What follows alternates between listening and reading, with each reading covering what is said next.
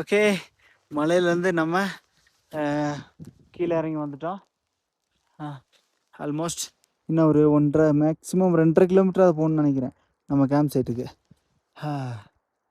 அதான் அந்த மூலையில் இருக்குது. அங்கே நம்ம பேக் பையன் நில மேலே இருக்குன்னு தெரில, சும்மா வச்சுட்டு வந்தேன் கல்லை போட்டு மூடி.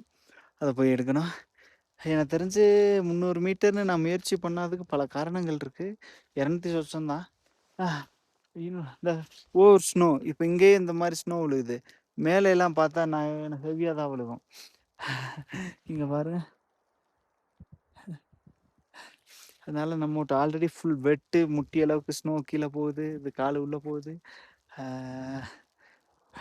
ரிட்டர்ன் வரும்போது கொஞ்சம் இதாக இருந்திருக்கலாம். ஓகே, குளிர ஆரம்பிச்சிச்சு. நம்ம பெருசாக எக்யூப்மெண்ட்லாம் எதுவும் போடல. ஒரே ஒரு 5 டிகிரி ஜாக்கெட்டு, இது ரெயின் கோட்டு. லைட் கோட்டை போட்டு தான் தூக்குறேன் நைட்டில். நான் அந்த அளவுக்கு ஆயிடுச்சு. ஓகே, நம்ம கீழே நோக்கி போகலாம்.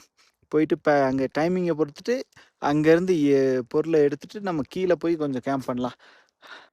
கிளைமேட் இப்படி தான் இருக்குது. ஃபுல்லாக கவர் பண்ணிடுச்சு ஒயிட்டாக. ஃபுல் இடமும் இதாகிடுச்சு. நல்லதான், கொஞ்சம் மழையுடன் கலந்த ஸ்னோ விழுகுது. நம்ம சீக்கிரம் கீழே போனால் மழை பெய்ய வாய்ப்பு இருக்குது. நம்ம சீக்கிரம் போகலாம் அங்கேருந்து.